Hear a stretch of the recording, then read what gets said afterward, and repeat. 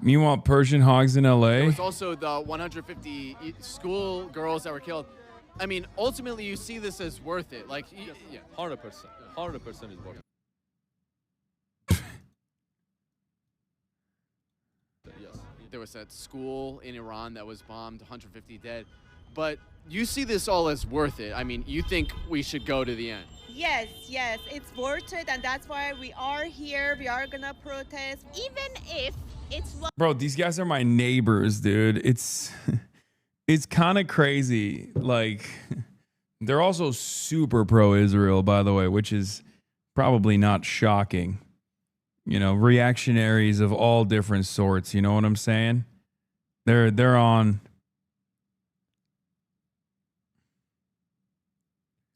They're like, oh, bad policy? I fucking love that. I'm about it. I'm about that lifestyle.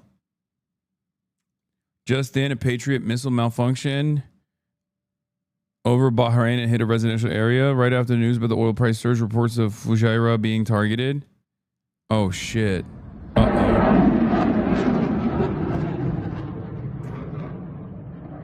Bro, I feel bad for Bahrain, bro. That is crazy. They're the ones who are just eating it from both ends now. Jesus Christ. This is old. No, Patriot missiles have misfired before, but Bonzer Berry is pretty on it with this shit.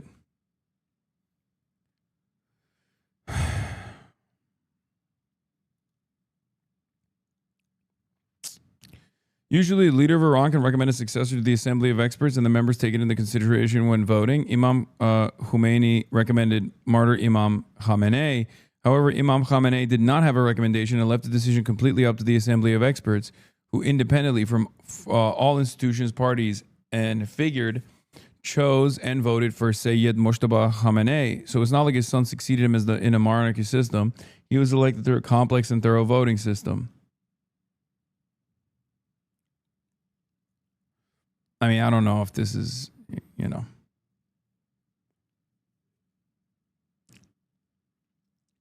It's not true that Khamenei did not have successors in mind. That's wrong. I mean, that account,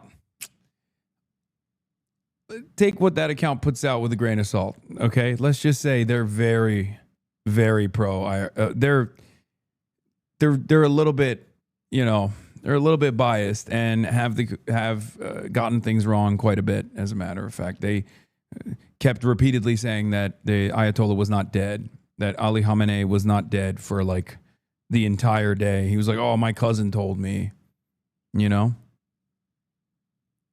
Like, he's wrong. I know he's wrong. Khamenei put forth 3 suggestions. Because he said, like, oh, he didn't put any suggestions before his passing. That's wrong. He did. And he didn't even do it this time around. He did it in the 12-Day War. Before the 12-Day War, Ayatollah Ali Khamenei got together with the council and gave them his 3 suggestions for who could be a successor.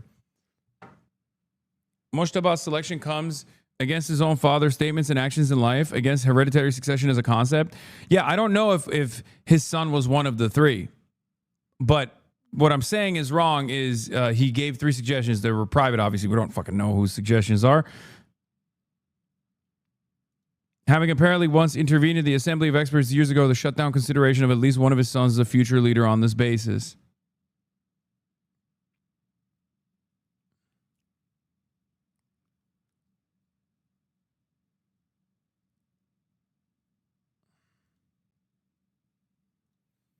America forced the hands of clerics choosing Khamenei's son from an AJ analyst. This kind of act of defiance, telling the Americans and Israelis, you wanted to get rid of our system, well, in your face. This is a more radical person than his father who was assassinated, said Rami Hori, a political analyst at the American University of Beirut. Yeah, I mean, I don't know. I don't have enough opinion on this. I'll be honest. Guys, I don't fucking know. Okay, I don't fucking know about what kind of leadership the new Khamenei will engage in. Okay, what kind of leadership roles he will be taking on, where the country will go. Sorry, that's a little bit outside of my fucking pay grade. I'm just a situation monitor. I know some things. This is not one of those things that I know.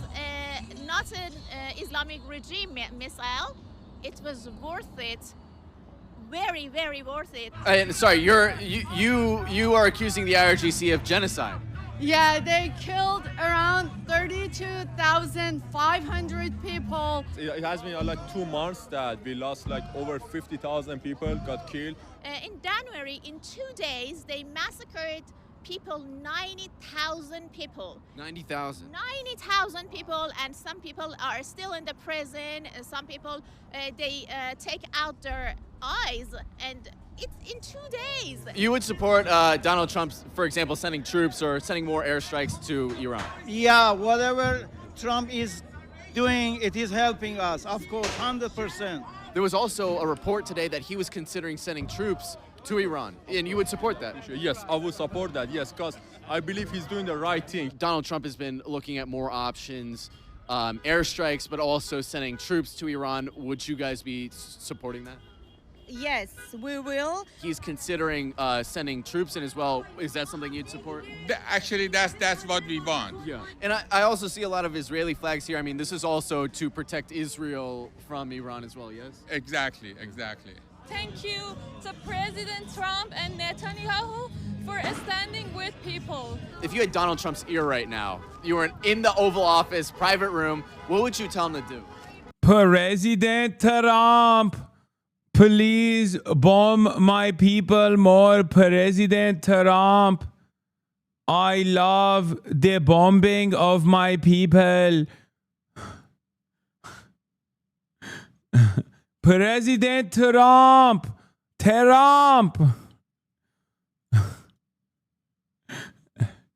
standing with Israel. Please finish the job. Just finish it, whatever it takes. Honestly, I haven't been back to my country over 20 years. I'm not planning to go back. This is my country now. America is my country. And I know this is the best for Americans and for Iranians in Iran. You're not planning on going back to? No. And thank you, President Trump. You are my brother. You are my father. You are everything for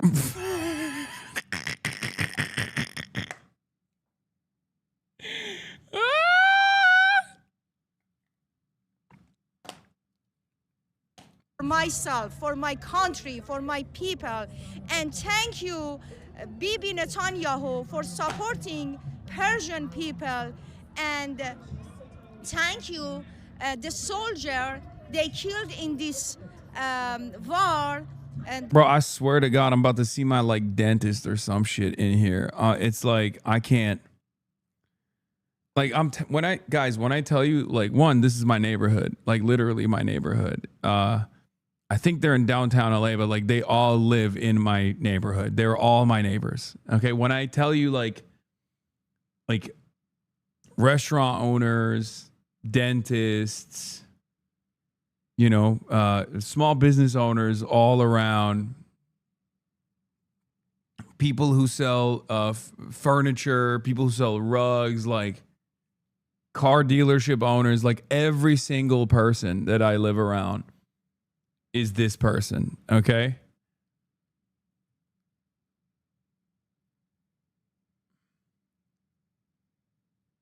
the 6 people,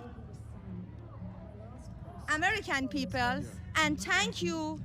And thank you. I want to say thank you to their family.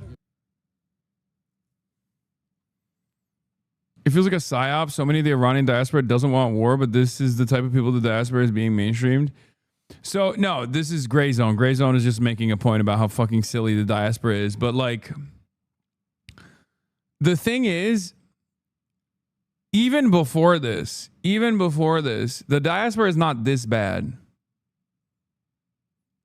Okay? The diaspora is not this bad. Like the majority of the diaspora still doesn't want bombing to take place, no matter how much they fucking hate the Ayatollah. The problem is American media loves going to these guys because they're trying to, you know, create an environment of permission. That's it. That's the reason why that crazy haired lady was like on CBS, CNN, ABC, also turning around and being like, President Trump, please, I beg of you, President Trump and Bibi Netanyahu. Bibi Netanyahu, I love you. Save me. Trump says this war isn't about freedom. Hexas says this war isn't about democracy. Rubio says this war isn't about liberating Iran, but somehow the Iranian diaspora steadfastly holds the notion that Iran will come out of this war better and freer.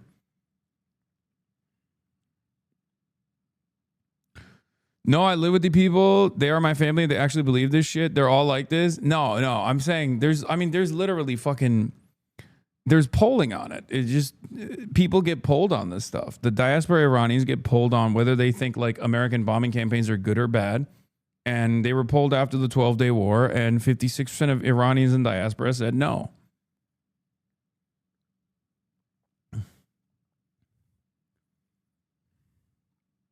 Also, those guys don't want democracy either. They just want the Shah. Like, that's the other side of the story. They don't want democracy. They want the Shah. Some believe the Shah will bring about liberal democracy. They're delusional. But those guys, they just want the Shah. They're extra delusional.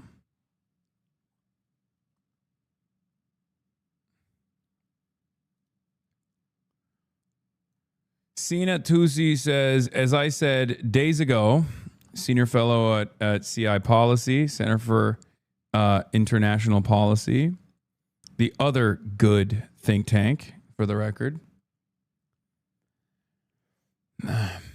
Mojtaba Khamenei becoming supreme leader once seemed highly unlikely. His selection now appears largely in response to the assassination of his father and family, a defiant message to U.S. and Israel. But it's also a major gamble by Islamic Republic's deep state. Until recently, Mojtaba was a long shot, practically no public profile, deeply divisive where known, and closely associated with the security hardliners. His selection reinforces that the Islamic Republic system is now willing to cross previous restraints and taboos, even at cost of further alienating society and sidelining its own centrist and reformist wings. For years, Mojtaba was seen as an unlikely successor precisely because dynastic succession risked undermining the system's revolutionary legitimacy. Even his father had reportedly ruled out his son succeeding him. For the regime's radicalized base, another Khamenei may feel like continuity and toughness. For most of Iranian society, it offers little. It also raises the stakes of Iran's future trajectory, potentially pushing the system further towards a North Korea-style model, nuclear weapons, tighter security rule, and a revolutionary state that increasingly resembles a hereditary monarchy. Okay.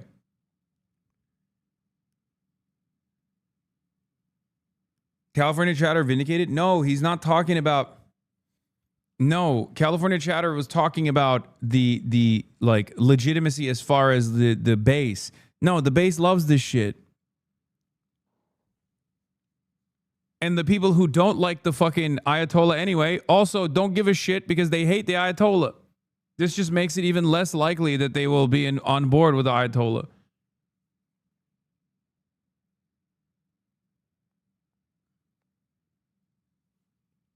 Diaspora talk stealing your jokes. Hello guys, we are not Muslim, we are white.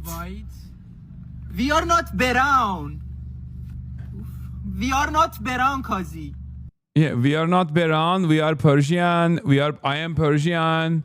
I am not Muslim. I hate Muslim. I am Persian. We are Iranian people. We love Tehran. We love Israel. We like Israel us.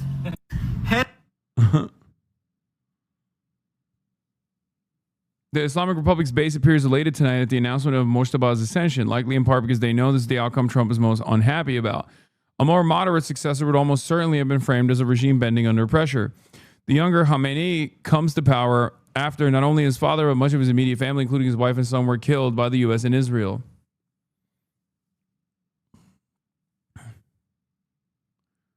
Have we checked on Patrick Bet David? He's really sad right now because he thought the Council of Elders would have chosen him.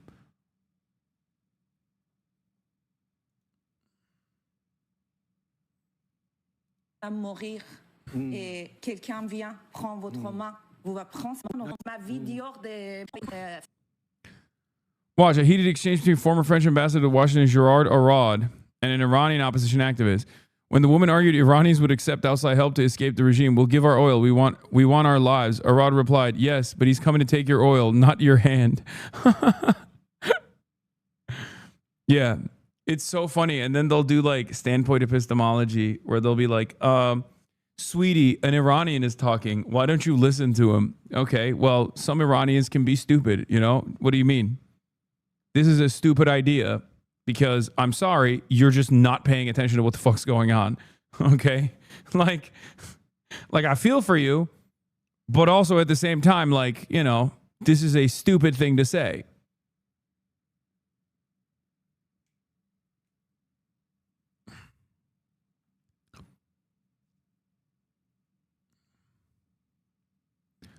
Notice that only works in one direction? Yeah, if someone is like, I'm Iranian and I don't want to be bombed, everyone's like, shut the fuck up.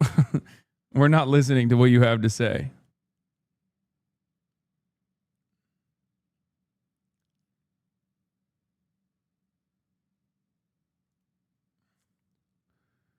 The volume of crude production that Iraq has already shut in is larger than the peak of feared but never realized Russian supply loss in early 2022 that spiked crude prices above $120 per barrel.